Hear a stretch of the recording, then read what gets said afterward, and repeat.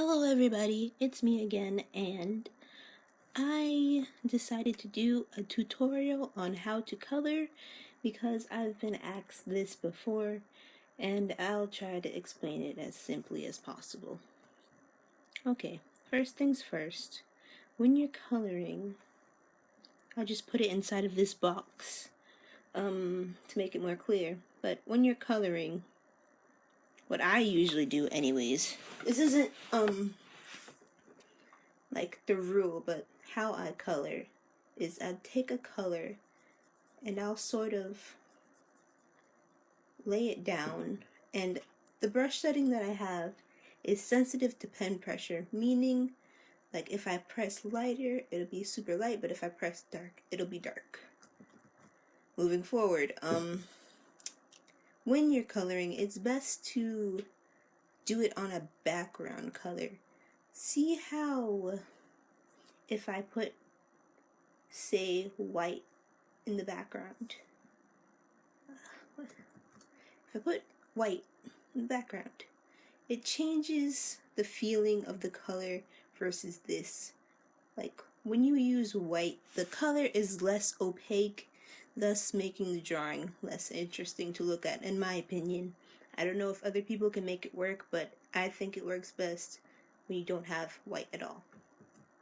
So, how I color is I color halfway pretty much, and then I take the color that has been formed either with the background color, or I have another color.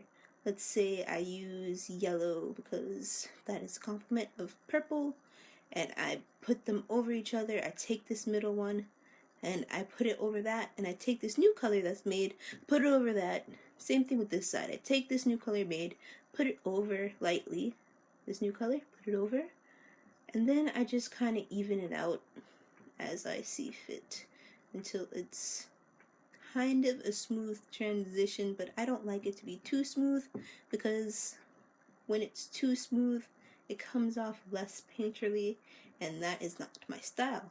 Now, if you want it to be as smooth as possible, what you could do is you could take a soft brush like the airbrush and just go about it, and it pretty much does it itself.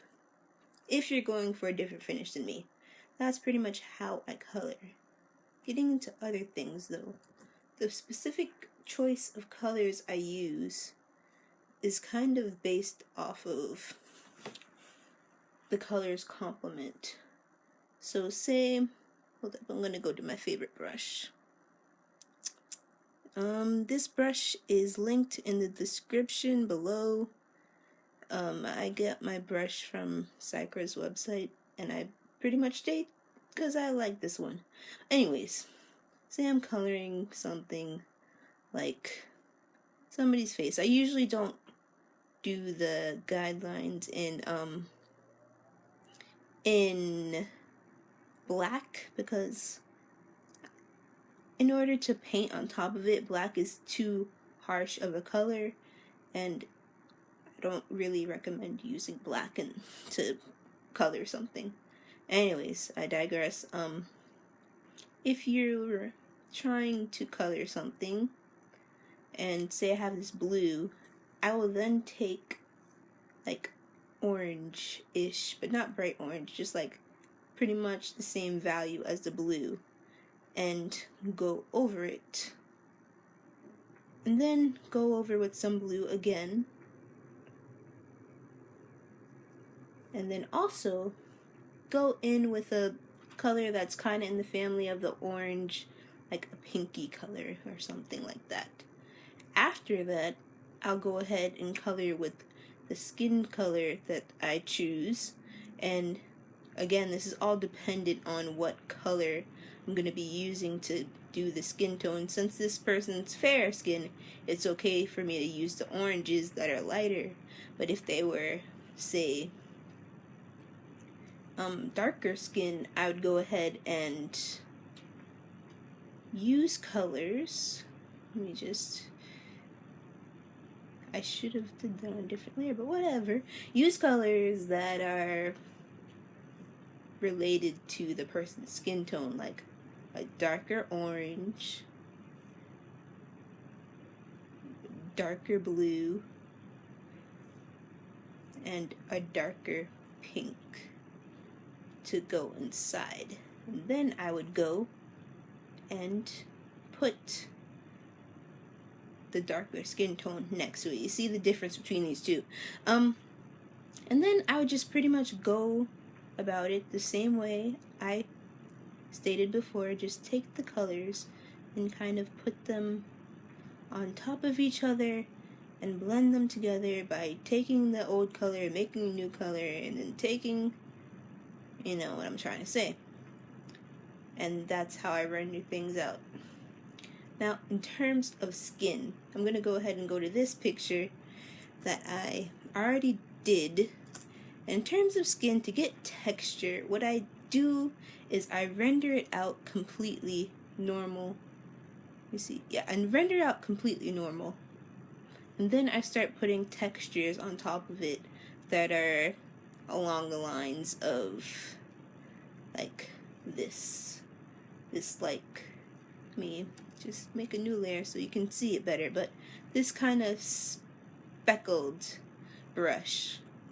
I just put that all over, and I pretty much make it I make it the lightest color in the skin tone and also the darkest color in the skin tone, just to add some texture to the piece.